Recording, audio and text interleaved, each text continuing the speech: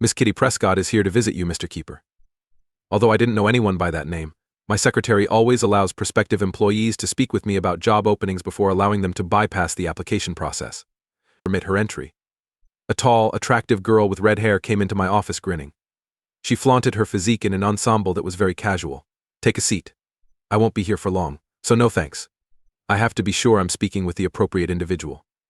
Do you identify as Jonathan Kuiper? Yes, are you the bailiff as well? Indeed, did you expect me? People frequently respond more harshly to me when they see me. I've been waiting for a divorce notice for a while, but I wasn't sure if now was the right time. You must have an envelope for me, I suppose. I apologize for removing myself from the game. You are done, Jonathan Kuiper. She chuckled.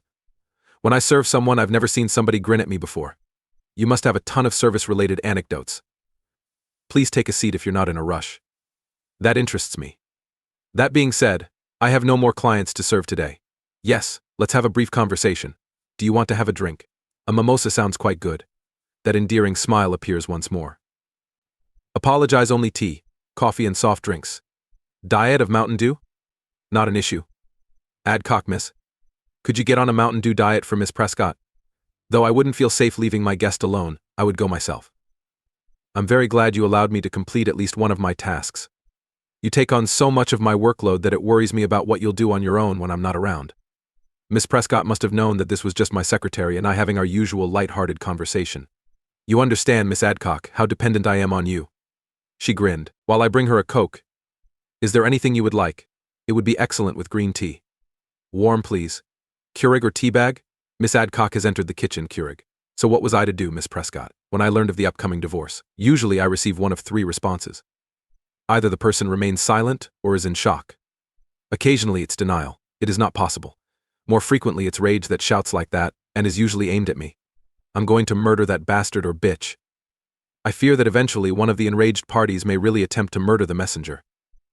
God, that has to be terrifying. Are you protected in any way?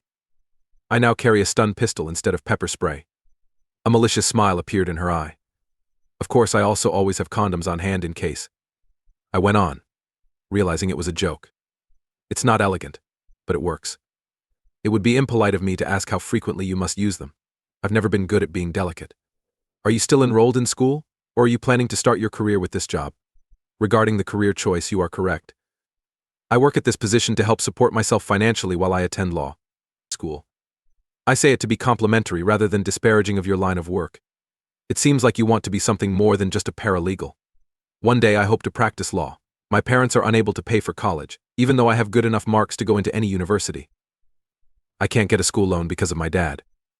Because she is unable to pay back her student debt and pay for a respectable apartment, my older sister is still living at home.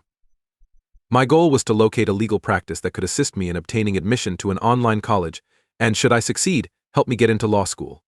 Without a boyfriend, husband, or sugar daddy. To provide support? An affluent man. Her accent changed to a phony Southern belle one. John, why? What do you suppose I am? Once more he saw the glint in her eyes. You are a very interesting and attractive young woman, in my opinion. I hope my remarks are not disrespectful. I simply assumed that someone as attractive and intelligent as you could have some ideas. Indeed, in actuality, you did. She leaned in my direction, exposing her cleavage and more of her top. Up until now, I'd never given either of them much thought. Do you propose?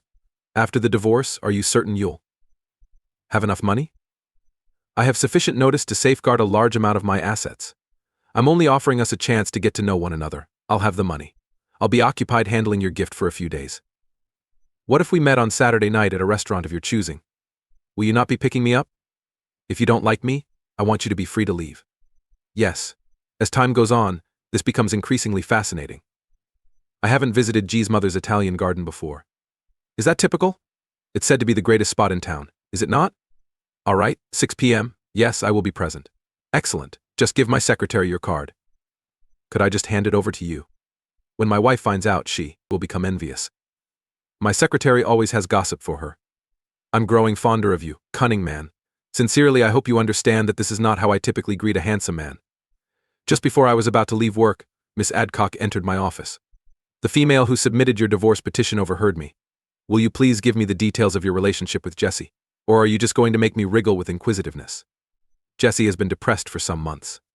I initially believed she was having an affair. I feel like she's been seeking for a reason to get rid of me lately, so that way, if the motion holds that I committed adultery, she'll be the victim and I'll be the bad guy. Now, how about you? Know who Miss Adcock is? How could I find out? Since I would be having an affair with you, for sure, I took her in my arms as though I were going to kiss her, but instead I released her and we laughed and pouted together all day long with Miss Adcock. Before I ever looked for an apartment, I knew exactly which motel I would stay at. I kept an extra set of clothes and toiletries in my office and brought them with me to the motel. Barring a lock change, of course, I thought I'd bring extra garments from home tomorrow when my wife was at work. When I received the first text from my wife, I was at my favorite bar. How are you doing? It's your late dinner hour. We must speak. Considering that the divorce papers had been filed earlier, I found this to be strange. Asking for permission to speak with me was too late. She assumed that I was upset and that I didn't want to return home. I didn't pay her any attention. I received, "When are you coming home an hour later?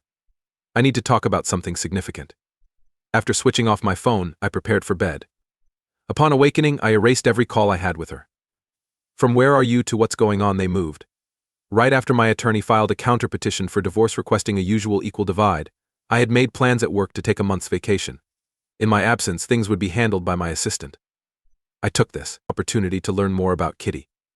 A few weeks later, Jessie started sending other messages. "John the first apologized, but Miss Adcock informed me that divorce papers have been served to you. I got your counteroffer and then I gave her a call. It wasn't meant for you to be served yet. For some reason, they were sent ahead of schedule, even though I was told to have them ready to dispatch just in case. I wanted to speak with you first. Most likely, it's for the best." The picture essentially says it all. "I'm going to get a better deal with you lying." I searched the envelope for the picture. However, none was present. I didn't have to give it much thought. I don't think any of our friends or family got the picture. Leona, my sister, sent me the photo. It showed me giving a woman a passionate kiss. Leona and I chuckled. We knew this woman quite well. She was Mary Margaret, our godmother, our mother's closest friend, and the person who assisted in tending to our mother during her last days with cancer. From our earliest days as kids, she had given us both lip kisses. We never gave it any attention. Even though she was 19 years my senior, MM as we nicknamed her, was still a stunning woman. I like to think about Jessie being embarrassed by this. The following message from Jessie said, "I know the photo of you kissing that slut has been shared with all of our friends. I'm going to speak with him about it. Because I believe I know who supplied the images. Again, not a huge deal, even though it shouldn't have been done. Please refrain from telling me that the photo is false, as a forensic scientist verified it. Just after you and her checked out of the hotel, the photo was taken. See you in court, I hope." The woman in the picture was standing in the doorway when Jessie opened the door before to the commencement of the court session. She was taken aback. Mary Margaret knocked on doors. Jessie was in too much shock to argue. Mary Margaret gave Jessie a criminal complaint notice alleging defamation. She had a computer specialist look up the email's origin on Jessie's laptop. She sent Jessie an email with a photo of her and me cuddling with the subject line, "This is my supposedly faithful husband," and his whore kissing after their afternoon of quick sex at the hotel in an attempt to discredit me. However, I never did. Dear, save it for the courtroom. I wish to express my gratitude for lowering my blood pressure. It wasn't high enough for a long. I'm irritated now, but things are back to normal. Please heed my warning. I am a mother bear defending her cub. John and his sister were the two kids whom I assisted my closest friend in raising. Ever since I changed his first diaper, I've been kissing him on the lips. It is more than repulsive to inform folks that my godson and I were having an affair. He came by to take me to lunch, so we were spotted leaving the hotel. When I was there, I stayed. I've scarcely been back since his mother passed away. Okay, I don't give a damn about how much my lawyers charge. Whatever you're worth, I'll pursue you. In monetary terms, that is. If you've descended to such an extent, I don't think you're worth much as a person, but whatever." Jessie was left in disbelief, standing behind Mary Margaret. Not long after Mary Margaret told me about her visit to Jessie, I got a message from Jessie. "John, I believe I made a grave error. I gave in to someone else's terrible counsel and let him decide what he thought would be best for me. I implore you to return home. And I refuse to divorce you. There's a great deal on our minds. I apologize profusely. I'm confident we can rediscover our happiness together. Please give me another opportunity." I made the decision to reply. "Who informed you he witnessed Mary Margaret and myself checking out of the hotel? Who snapped the photo?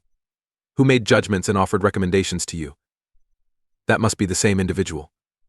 Jessie remained silent. I understood why. I filled in the blank after she became too terrified to respond. Blake is the culprit, as I already know. You refuse to acknowledge it, but he has been following you for some time. It is also my assumption that he received the desired prize. He assures everyone at the Sportsman's Grill. Nonetheless, I'm not going to quit filing for divorce. A 50/50 divide makes sense. Blake will definitely be on to you, but his wife might not be as open to it. I went through the footage of Blake boasting about how he won you over, and she didn't look thrilled. See you in court, I hope. For days, she was inundated with pleas to halt the divorce and extend forgiveness. Nothing prompted me to answer. I hoped that at last she had given up. The hearing took place. Jesse's lawyer made it apparent that she felt duped and was not accountable for her stalker's conduct. In order to salvage her wonderful marriage, she sought counseling. My lawyer started to object, but I cut him off. If you could respond to one of my questions during the lie detector test, Jesse, that would be interesting. Did you have sex with Blake prior to or following the petition? Her facial expression spoke it all. I expressed to him my desire to never see him again. He no longer poses a risk to our union. That is unimportant. Counseling won't be able to make up for your treachery. However, he misled me. You allowed yourself to be tricked. A woman who truly loved me would not have assumed that a man you've known for years is trying to get into your underwear without first asking about the image. Jessie merely sat and sobbed. At last, she gave her lawyer instructions to accept my demands. It was then that Kitty entered. She took a seat next to me after apologizing for being late. That who, Jessie wondered. This is Kitty Prescott, my girlfriend.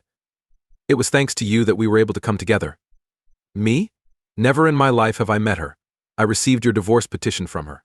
The petition would have been presented by someone else if it had been any other time. It was destiny. We found that we enjoyed each other's company and got along well. I said, but she's just a girl, never implying an invitation to be sarcastic. She probably is, but I haven't confirmed it with certainty. He will soon find out if all the paperwork has been signed, Kitty stated. You're attempting to convince me that you haven't had any sex yet. Kitty started talking again. Jessie, we're not disclosing anything to you. You should no longer be concerned about it. You disposed of it. I took it up. His strange moral philosophy holds that a married individual should only have sex with their spouse up until the point of divorce. You've probably never heard of that. Kitty turned to face me and said, where would it be, Costa Rica or Hawaii? Why, spend 1 week in Costa Rica and another in Hawaii? Jessie blurted up, those are the places we were going to if he hadn't. I wouldn't have cheated on him. Before she could complete her sentence, she realized her error. She started crying once more. We divided the proceeds from the house sale. With her newfound wealth, Jessie moved into a new apartment close to her workplace. After I informed their boss the story, Blake was dismissed. I was able to persuade Jessie that Blake had deceived her and was trying to woo her, so he was permitted to continue working there. As a result, I had to pay a lot less in child support. Blake was kept on a short leash by his wife. I came very near to purchasing her a henhouse. It took us a few months to finally meet Jessie. I was at the mall shopping with Kitty. She waved when she recognized us, grinned, and then abruptly fled in tears. Kitty said, I wonder what happened to her, I'm not sure. Let's get our maternity clothing buying done quickly. Our current ones are no longer appropriate. Our son will be very successful.